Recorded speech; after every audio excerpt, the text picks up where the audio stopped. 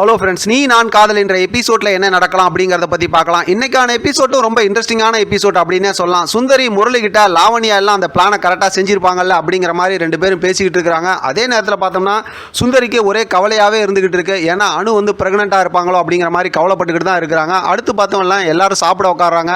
அந்த நேரத்தில் பார்த்தோம் அப்படின்னா அணுவோட முகம் அப்படி இருக்குது இப்படி இருக்குங்கிற மாதிரி எல்லாம் சொல்லிக்கிட்டு இருக்கிறாங்க. அப்போ பார்த்தா அணு வந்து ஊருக்கு அதெல்லாம் சாப்பிட்றாங்க. இப்போ ப்ரெக்னெண்ட்டாக இருக்கும்போது என்னெல்லாம் பண்ணுவாங்களோ அதெல்லாம் பண்ணுறதை பார்த்துட்டு முரளியும் சுந்தரி ரொம்பவுமே பதட்டமாயிடுறாங்க. ஒரு கட்டத்தில் பார்த்தா அன்னாசி பழம் ஜூஸ் எல்லாம் குடிக்கிறாங்க. அதை அணுவும் குடிக்காமல் போயிடுறாங்க. இப்போ சுந்தரிக்கு ஒரே சந்தேகம் ஆயிடுது. அந்த நேரத்தில் பார்த்தா மனோகர் பக்கத்தில் வராங்க, காமெடி பண்ணுறாங்க. ஒரு மாதிரி பார்த்தா ரொம்ப இரிட்டேட் ஆகி போய் சுந்தரி வந்து அங்கேருந்து போக சொல்லிடுறாங்க. இங்கே ஆஃபீஸில் பார்த்தோம் அப்படின்னா அபி வெளியில் வந்து நிற்கிறாங்க. அங்கே ஒரு அண்ணன் இருப்பாங்க. அவங்க வந்து அபி கிட்ட வந்து ரொம்ப சந்தோஷமாக பேசுகிறாங்க. நீங்கள் நல்லபடியாக அந்த மீட்டிங்கை முடிச்சிங்கன்னு.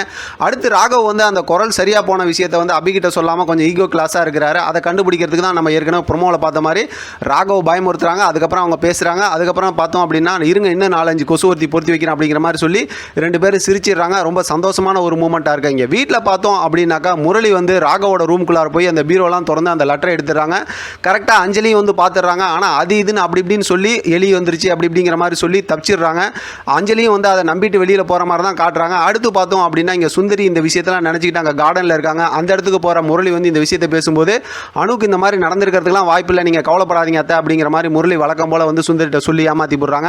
அடுத்து அந்த லெட்டர் விஷயத்தை பற்றி பேசுகிறாங்க. இப்போ பார்த்தா லெட்டரை கிழிச்சு போடுங்கும் போது அதை மென்று அப்படியே பயங்கரமாக வில்லத்தனம் பண்ணுற மாதிரி அதை மென்று வாயில் போட்டு மென்று மிளிங்கிடுறாங்க முரளி.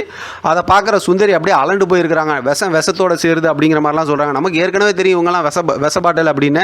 அந்த மாதிரி அவங்க வந்து அப்படியே எல்லாத்தையும் மென்று மிளிங்கிடுறாங்க. சுந்தரி அப்படியே யோசனையோடு இருக்காங்க. அதோட பார்த்தா இன்றைக்கான எபிசோடு முடிச்சிருக்காங்க. அடுத்து நாளைக்கான எபிசோடுக்கு ஒரு சுவாரஸ்யமான ப்ரோமோ காட்டியிருக்காங்க. அது சம்மந்தமாக நம்ம அடுத்த வீடியோவில் பேசலாம். எப்படி பார்த்தாலும் ஸ்டோரி ரொம்ப இன்ட்ரெஸ்டிங்காக கொண்டு போயிட்டு இருக்காங்க. இப்போ அபி பார்த்தோம் அப்படின்னாக்கா அந்த வக்கீல் இருக்காங்கல்ல சங்கர், அவங்கள கண்டுபிடிக்கிற சம்மந்தமாக ஆரம்பித்தாங்கன்னா தான் அடுத்து ஸ்டோரி ரொம்ப இன்ட்ரெஸ்டிங்காக மாறும். வெயிட் பண்ணி பார்க்கலாம் எப்படி ஸ்டோரியை இன்ட்ரெஸ்டிங்காக கொண்டு போகிறாங்க, என்ன நடக்குது அப்படிங்கிறத அடுத்தடுத்து நம்ம பார்த்து தெரிஞ்சுக்கலாம். இதை பற்றி உங்களோட கருத்து கமெண்ட் பாக்ஸை தெரியப்படுத்துங்க. தொடர்ந்து ஆதரவு கொடுங்க. தேங்க்யூ ஃப்ரெண்ட், தேங்க்ஸ் ஃபார் வாட்சிங்.